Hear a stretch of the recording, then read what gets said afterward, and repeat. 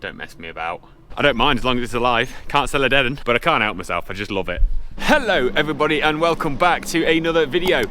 I don't know what's happened today, but the good Lord has turned the heating off. I reckon his prepayment meters ran out because it is freezing. And if you can't tell by the little bit of snow that's drifting around, we're due a bit of a flurry around dinner time, I think. So we're trying to get as much done as we can before that happens. But while it is freezing, we've decided to make good use of that and go and do a little bit of muck carting, because I've got a shed that I want to get cleaned out and I want to disinfect it all with some hydrated lime, which I'll talk a bit more about later on, and then get it bedded down because we've started calving. So I want to be able to pull calves out of a yard and put in there with the cows so that they're out of the main yards. So as soon as they calve, we can tag them, just move them out. But first I've got to take the post knocker off this 6.6. Now this 6.6 has been causing me a bit of headache because you probably remember it's been a bit of a bugger with starting. It's not wanting to start very well for a little while. I keep thinking it was because of the battery. We tried the battery, nothing. Then we thought maybe it's the starter motor. We got Richard Johnson, our local sort of John Deere mechanic, to come and have a look, and the starter motor was a bit tight. He has put a new one on it, but we've not tried it yet. So it's a moment of truth. Let's give it a bit of heat first. Come on, please start, please start. Don't mess me about. Let's have a go. Oh! Oh my God, it's not started like that in years! Can you hear? It's just kicked straight up, that was amazing. Oh my God.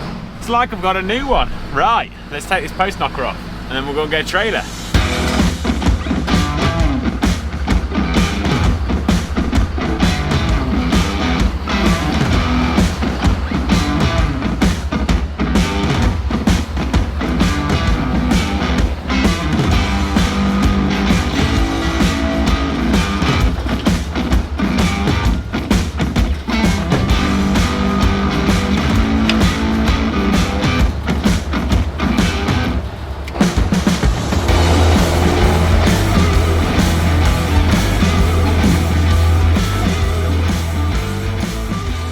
Start muck carting. When we cleaned that ditch out the other week, I say the other week, the other month, there's a few stones in the gateway, so we're just rounding them up. Dad's just here with the bucket now. Now I want to bring that muck out here and put it on this patch there. Still haven't done anything with the digger, it's still there, but if we put it up to the edge of that game cover, then we won't have to worry too much. I can still get that ditch done at some point.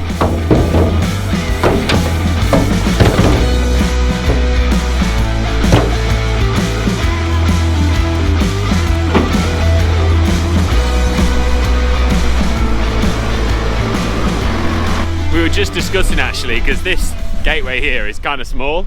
It's got an old post on it there that's knackered, and it's just got a wooden post there for a clapping post, but this tree is kind of in the way, but it's got ash dieback.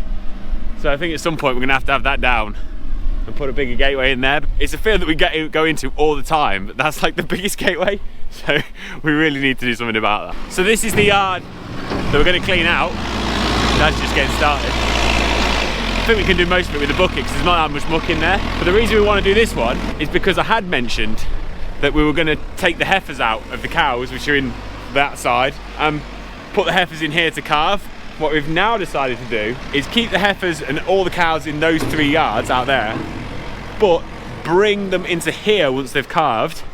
So we're going to clean this out. We're going to disinfect it all with some hydrated lime that, again, I'll talk about in a bit. Stop this getting real acidic so there's less disease in here, just so that the calves get a good start. We haven't got to worry about navels and things like that too much then. Get this all bedded down, and as well, it'll just mean that the cows won't be under so much pressure. They won't have all the cows knocking around trying to take the calves off of them. As well, it's quite a nice shed, and when the weather is decent, these guys feed outside so that the cows and calves can go out there, and the calves love lying in the sun if we ever get any of that back.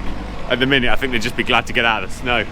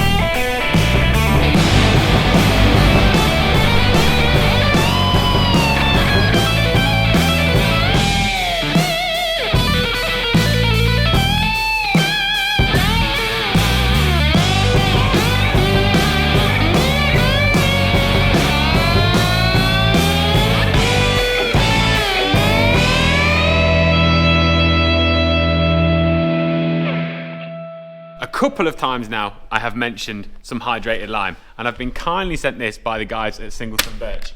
This is their new BioLime H90 product. It's for use mainly like cow cubicles, lambing pens, free range poultry housing, game bird pens, reduces lameness in cattle, pigs, sheep, acidity control in effluent digesters, and can be made into a lime wash. It's some really good stuff. Really excited to give this stuff a go. We want to use it for controlling disease in calving pens, around busy areas like water troughs. I've got this idea that if I'm going to spread this on the shed that we've just cleaned out, it'll help neutralise any acidity in there, help keep any disease down, help any cows that go into there, stop them from getting mastitis. We don't tend to suffer with any of these issues generally, but I'm just really trying to be on the ball this year. I want to keep every calf alive if we can, because at the end of the day, when you're a dairy farmer, you make your money out of milk, and you do make money out of calves, but your main industry is your milk. Whereas for us, as beef farmers, we make our livelihood out of calves, and those calves eventually becoming fat and being sold for beef.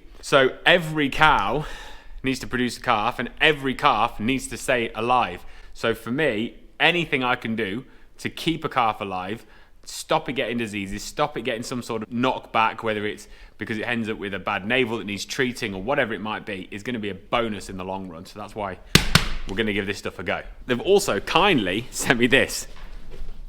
Bit of a luxury, I know. Bit of a luxury, but that will make spreading it a lot easier. I was just going to do it by hand, but they said, no, we want to see how it spreads through one of these things. So we're going to give it a go. First time I've used it. Could be interested.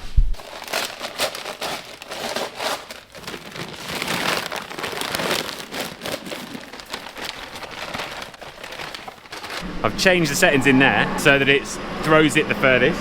This is a little handle for on and off, just for putting the powder in, and then turn it on. Now we're talking. Let's give it a go. I think a dust mask is in order.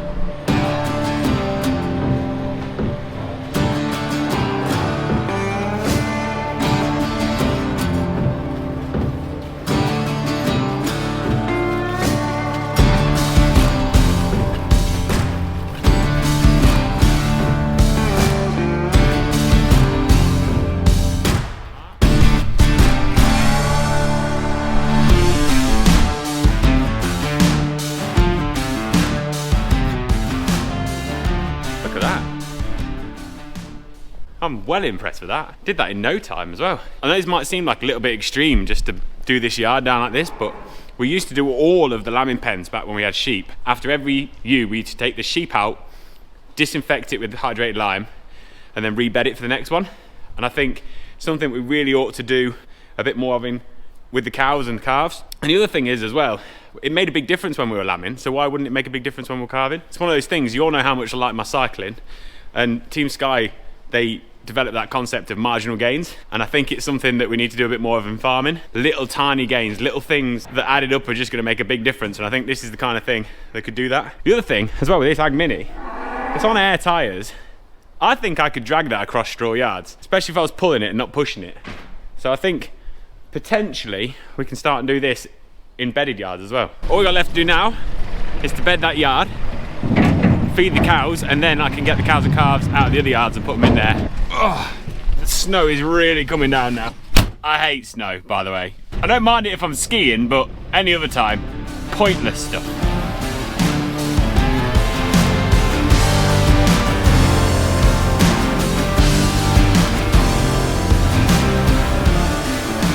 Now we're all bedded down.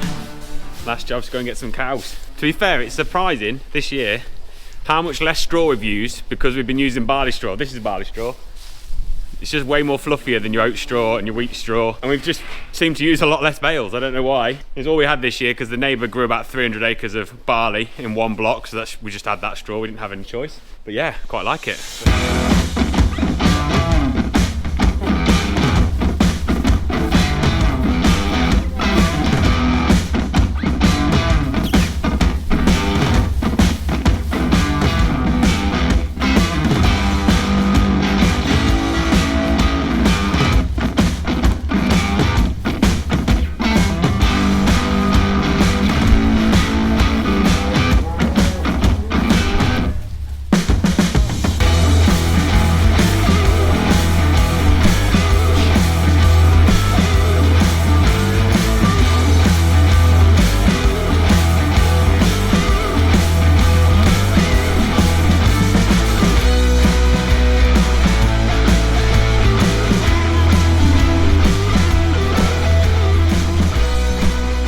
chuffed with these calves, to be honest.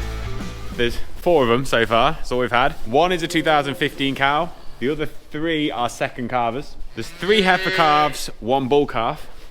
The bull calf weighed 31.5 kilos, a little bit small, but I'm not too fussed. 2 of the heifers weighed 38 kilos and 1 of them weighed 33, which I'm well chuffed about because they just carve themselves real easy. They've got up, they've been lively. You can't really ask for more, to be honest, from a calf. Cows have been great too, really good mothering. There's going to be a lot of calf spam over the next couple of months, to be honest, as we start and calve this block of cows, because I do love carving. But while I think about it, actually, if you have a copy of this week's Farmers Weekly, which will be the 10th of March, if you have a copy of that, I've got a little opinion piece in there. It's somewhere near the front-ish. And I talk about how the Europe scheme, which is how we get paid for our beef, is, in my opinion, bad for commercial suckler cows because it makes farmers lean towards traits that aren't really conducive with profitable suckler cows. I could have wrote a dissertation about it, to be honest. I could do 10,000 words on it. I think I should do a Nuffield scholarship, but I don't have the time. But that's unfortunately all I get to write with, so I just had to do what I had to do. Hopefully it'll be a bit thought-provoking. But if you get a chance to read it, please do. I'd really appreciate it. I see a lot of people carving cows and trying to get calves out of them that are like 50 odd, 60 odd kilos. And I just don't think it's the right thing. I think it's just really bad for welfare. It's bad for the cows. Commercially, it's bad. Those calves are always dopey and you have to assist them, and it's just far too expensive to do it. It really is. So in my opinion, I'd much rather have those smaller calves that just carve themselves 30 odd kilos, probably a little bit light. I like to have them about 40, 42, but you know, I don't mind as long as it's alive. Can't sell a dead one. I always like to come and stand on this wall, check the cows. You can see over everything. I've always wanted one of those sheds where they've got a platform, like a little pod in the top, so you could observe everything. That'd be so cool. But I like to come up here and just check, make sure everything's all right. The heifers in this yard will soon be calving. The bull didn't go into those until a week later than the other bulls went in because it was a stabilised bull. I hadn't picked him up yet. I went and put him in a week later, which I'm not too worried about because I don't mind the idea of pushing the calving pattern back a couple of weeks anyway. But there's a couple of them that look like they're ready to blow, but they've just not started going yet. It's going to go mad one of these days. It really is. Stabilisers are looking well as well. They look really happy. They'll soon start calving because they are in with the same bull as the heifers too. Any day now is really going to kick off. I'm sure you're going to get fed up with me talking about cows and calves and what I think's right and what's wrong, but I can't help myself. I just love it. Anyway, whatever you get up to this weekend, have a great one. Stay warm and stay dry because it is freezing out there. The heating has well and truly gone off. Look after yourselves and I'll see you in a bit. Ta-da!